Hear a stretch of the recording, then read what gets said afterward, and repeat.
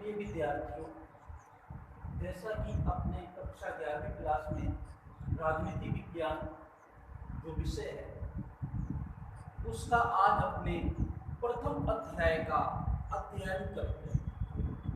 प्रथम अध्याय में सर्वप्रथम अपने इस बात को ज्ञात होना चाहिए राजनीति विज्ञान किसे कहते और उसकी क्या उपयोगिता है, क्या महत्व है और सरकार से क्या अंतर्गत संबंध होता है, इस बारे में अपने चर्चा।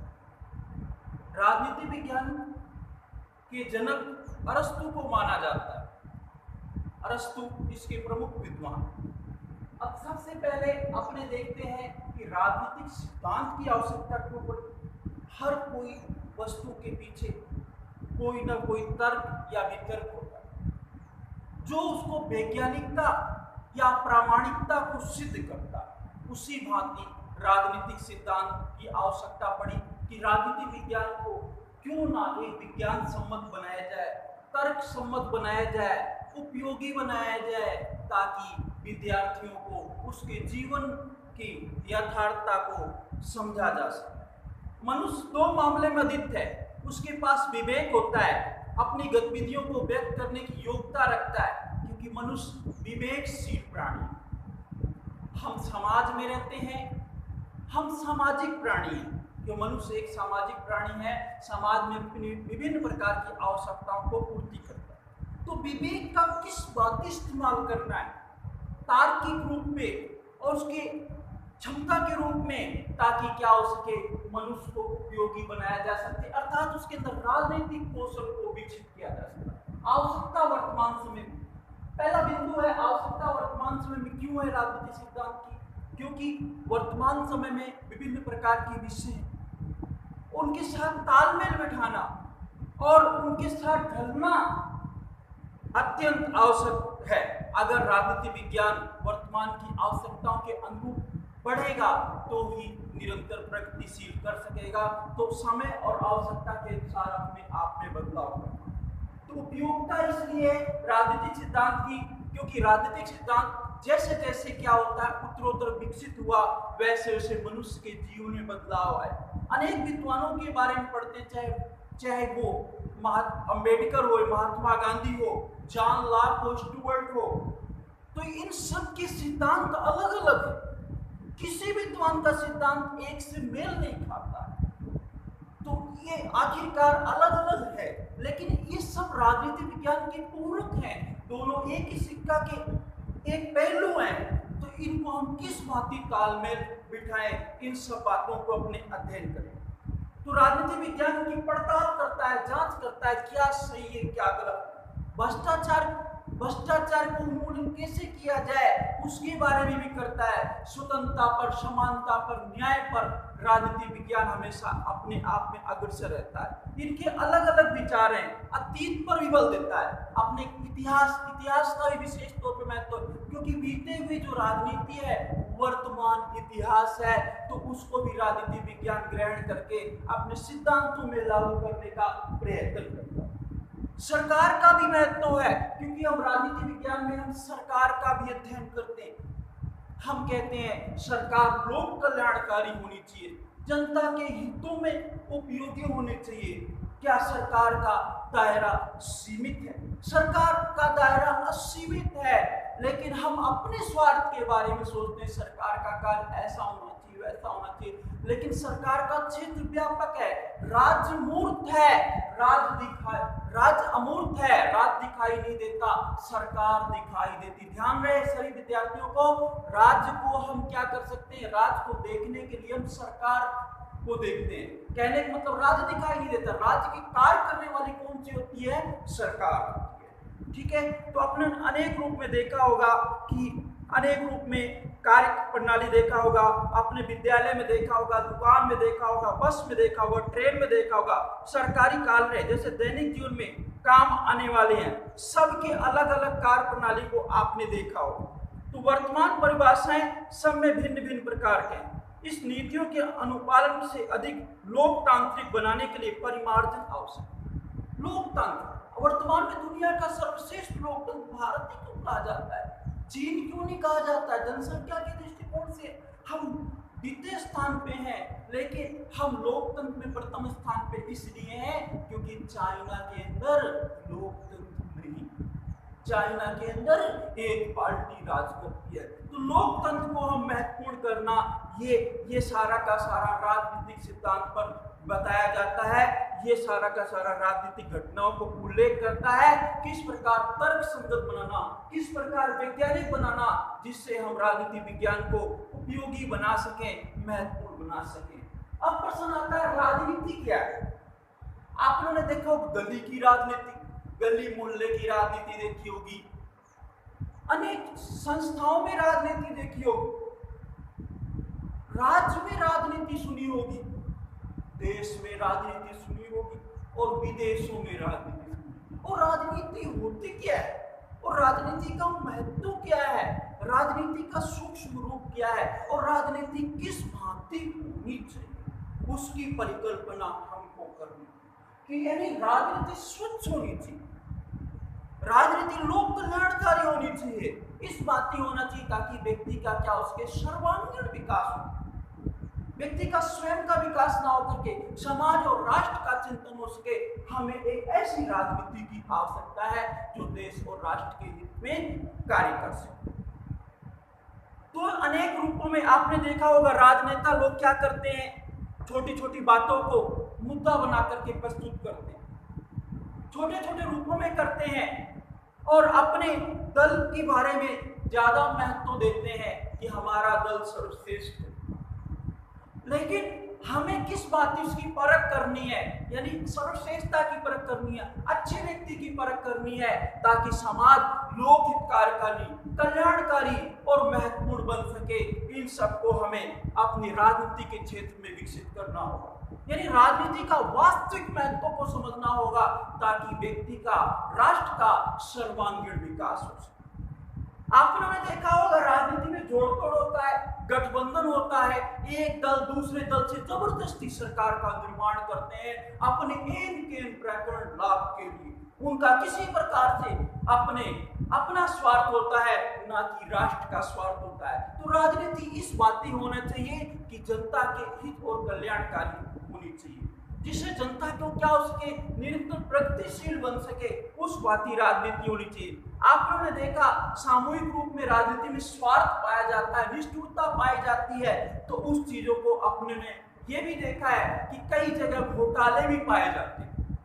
तो वो क्यों पाए जाते हैं, कैसे पनपते हैं, क्या आप लोगों ने इसका मंथन किया है? इसकी जन्म रेखा, इसकी रूपरेखा को पैदा करने वाले हम ही होते हैं, अर्थात मानव स्वयं होता है। अगर मानव स्वयं इसमें जागरूक होगा तो भ्रष्टाचार का भी उन्मूलन किया जा सकता है, अर्थात समाप्त किया जा सकता है। यदि आप लोगों ने एक देखते हैं कि राजनीति में घोटाले बहुत ज्यादा बढ़ते जा रहे हैं, तो इसका रोकथाम हम जागरूक नागरिक की भांति कर सकते हैं, अर्थात हम जितना जागरूक रहेंगे उतना ही हमारा समाज और राष्ट्र निरंतर प्रगति कर सकेगा। यदि हम एक क्रिकेटर को टीम में बने रहने के लिए जोड़ तोड़ करते हैं, कई बार कहते हैं टीम में लेना है, उसको भी एन प्रकरण भर्ती करते हैं, यानी अपने अच्छा खिलाड़ी को ना देख करके भ्रष्टाचार का भी सहारा लेते हैं, जिससे हमारे राष्ट्र की छवि को नुकसान पहुंचता है, हमारे देश की छवि को नुकसान इसलिए पहुंचता है क्योंकि हम सर्वश्रेष्ठ खिलाड़ी का चयन नहीं कर पाते। कि इस राजनीति को किस बात होना चाहिए, स्वच्छ होना चाहिए, जिससे मनुष्य का सर्वांगीण विकास हो सके। आप लोगों ने देखा होगा सिनेमा के कलाकार अक्सर राजनीति बुराई करते हैं, एक कलाकार दूसरे कलाकार की बुराई करता है, एक विद्वान दूसरे विद्वान को बुराई करता है। तो बुराई की ओर अग्रसर नहीं होना, अब तो उसके गुणों पर जाना है ताकि हम उसको क्या कर सकें, खड़ा होकर सके, संगठनात्मक रूप में जाना है ताकि समाज और राष्ट्र की क्या हो सके, एक अच्छी परिकल्पना कर सके, निर्माण कर सके। लेकिन हमारे देश का दुर्भाग्य ये रहा है कि राजनीति स्वच्छ नहीं रही है, राजनीति अनेक चक्रों में रही है। यानी राजनीति को हम स्वच्छ राजनीति कैसे बनाए ताकि हम उसको व्यवहारिकता में उतार सके, ताकि वो देश हित के लिए कार्य सके, कल्याणकारी कार्य कर सके। उन सब बातों पर हम स्वयं की जागरूकता के द्वारा आगे बढ़ सके। महात्मा गांधी ने एक बार टिप्पणी की थी, राजनीति में हमें सांप की कुंडली की तरह जकड़ रखा। जैसे सांप होता है ना, सांप हमेशा खाने को दौड़ता है, हमेशा खाने को दौड़ता है, व्यक्ति को चाहे सांप को कितना भी दूध पिला लो खाने, उसी प्रकार राजनीति भी हमें खाने को दौड़ती है। यानी एक पार्टी दूसरे पार्टी को वाद विवाद, उनका कार्य क्या होना चाहिए, देश हित के लिए होना चाहिए, वो चीजें नहीं है, वो राजनीति में स्वतः समाप्त हो चुकी है। तो हमें किस बात की राजनीति की स्थापना करनी है, उसको आप भली बात जान। सामूहिक उत्तरदायित्व का अभाव नहीं है। एक आज लोकतंत्र की बात करते हैं, लोकतंत्र में क्या कहते हैं हम कि एक दूसरे पर बात डाल देते हैं कि ऐसा उसने किया, क्योंकि सामूहिक उत्तरदायित्व की प्रवृत्ति होती है, जबकि हम खुद की जिम्मेदारी नहीं लेना चाहते हैं। ये भी एक महत्वपूर्ण कमी है। जब व्यक्ति स्वयं एक छोटे छोटे रूप में जिम्मेदारी लेने लग जाएगा तो राजनीति एक मजबूत और प्रभावशाली और हमारे समाज का निर्माण हो सकेगा और समाज अपने अस्तित्व को बचाने में कामयाब रह सकेगा, अर्थात निरंतर प्रगतिशील कर सकेगा। परिवार ही प्राथमिक पाठशाला है, माता ही प्रथम शिक्षक है, तो उसके अंदर भी सर्वांगीण विकास इस प्रकार का होना चाहिए ताकि वो बालक एक अच्छा चरित्रवान और उज्जवल बन सके। तो हमें एक दूसरे पे शत्रुता का भाव नहीं रखना चाहिए। राजनीति इस बात की होनी चाहिए कि हमें नहीं कि ये पार्टी है वो पार्टी विपक्ष है, तो हमें इसको इस बात की करना चाहिए लोक हितकारी जन कल्याणकारी राजनीति होनी चाहिए ताकि हमारा देश क्या हो सके, प्रगतिशील कर सके, सरकार अपनी जिम्मेदारी को सही भांति निभा सके। तो राजनीतिक क्रियाकलापों को आप लोगों ने देखा। तो इसके बाद अपने देखते हैं कि सरकारें आती रहती हैं जाती रहती, लेकिन उनकी नीतियां एक अलग अलग रूप में होती हैं। हर सरकार की अलग अलग नीतियां, कार्य अलग अलग होते हैं। तो हमें क्या करना, योग्य व्यक्ति का ही चुनाव करना, यही एक राजनीतिक में मुद्दा होना चाहिए। लेकिन राजनीतिक सरकार की क्रिया कार्यकलापों तक सीमित नहीं है होती। दरअसल सरकार जो भी करती है प्रासंगिक होती है, क्योंकि लोगों के जीवन में भिन्न भिन्न तरीकों को करती है। आपने कहते हैं सरकार हमारे लिए कार्य नहीं कर रही है, सरकार हमारे समाज के लिए नहीं कर रही है, हमारे धर्म के लिए नहीं, सरकार का कार्य एक जाति धर्म के लिए नहीं होता, अभी तो संपूर्ण राष्ट्र के लिए होता है। तो क्योंकि अगर इस बात का कार्य करना ही सरकार का एक अच्छी सरकार की जिम्मेदारी यही होती है कि सभी जाति धर्म संप्रदाय के साथ क्या करना, बेहतर तालमेल बिठाना और आर्थिक नीतियों को सुदृढ़ करना। जैसे अपने देखते हैं देश की विदेश नीति, आपकी दुनिया के अंदर हर देश की अलग अलग नीति होती है, तो उसको राजनीतिक क्षेत्र में अन्य देशों के साथ भी क्या करना कि महत्वपूर्ण रूप से उसको उपयोगी बनाना, ताकि एक देश दूसरे देश से क्या हो सके, निरंतर आगे बढ़ सके, भारत अपने पुनः गौरवशाली अस्तित्व को प्राप्त कर सके। सरकार की कार्रवाई पे भी जनता पर असर पड़ता है। जैसे सरकार कई बार क्या करती, कार्रवाई करती है। अगर कोई गलत कार्य होता है कार्रवाई करती है, तो हमारे मन में ये जिज्ञासा हो जाता है कि ऐसा क्यों करती है। कई बार कोई व्यक्ति उसमें लिप्त आ जाता है, हमारा ही व्यक्ति कोई लिप्त होता है, तो हम कहते हैं ऐसा नहीं होना चाहिए, हम उसको बचाने का प्रयत्न करते हैं।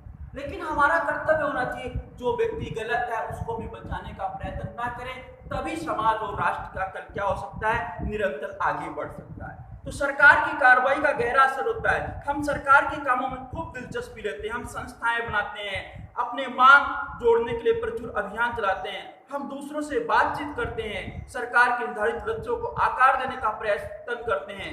जब हम सरकार की नीतियों से असहमत होते हैं तो हम विरोध, सड़कों पर विरोध, नारे लगाते हैं, बसों को रोकते हैं। क्या इससे हमारे राष्ट्र का विकास हो जाता है? इससे क्या होता है, हमारे राष्ट्र का और भी विकास अवरुद्ध हो जाता है। तो ये नीति हमें नहीं अपनानी चाहिए, जिससे हमारा समाज और राष्ट्र क्या हो सके, पीछे जाए। निष्कर्ष रूप में राजनीति के बारे में हम कह सकते हैं हमारे और हमारे समाज में क्या उचित, क्या वांछनीय है, क्या नहीं, इस बारे में हमारी दृष्टि अलग अलग होती है। समाज में चलने वाली अनेक प्रकार की विधाएं होती हैं, अनेक प्रकार के लोग होते हैं, जिससे क्या होता है, हमें तालमेल बिठाना होता है। अनेक प्रकार के माध्यम होते हैं, अनेक प्रकार के समूह होते हैं, उनसे हमें तालमेल बिठाना पड़ता है, यही एक महत्वपूर्ण है। तो हमें जनता के संघर्ष से बचाना, अर्थात एक ऐसा राजनीति की स्थापना करना जिससे देश और समाज क्या हो सके, निरंतर प्रगति कर सके, उन्नत अवस्था बन सके, ऐसा ही हमें कार्य करना है। एक ऐसी राजनीति की स्थापना करना है। उसके बाद अपने आगे पढ़ेंगे राजनीति सिद्धांत को हम क्यों पढ़ते हैं, राजनीति सिद्धांत का क्या महत्व है, कि जैसे Bhimrao Ambedkar, John Stuart Mill, James Bentham, भी, मॉन्टेस्क्यू, ये सारे विद्वान की अलग अलग सिद्धांत होने के बावजूद भी राजनीति में पूरक क्यों है, इनको हम भली बातें पढ़ेंगे। आप इस पाठ को एक बार अवश्य पढ़ें ताकि इसको भली बातें समझ आ सके। धन्यवाद।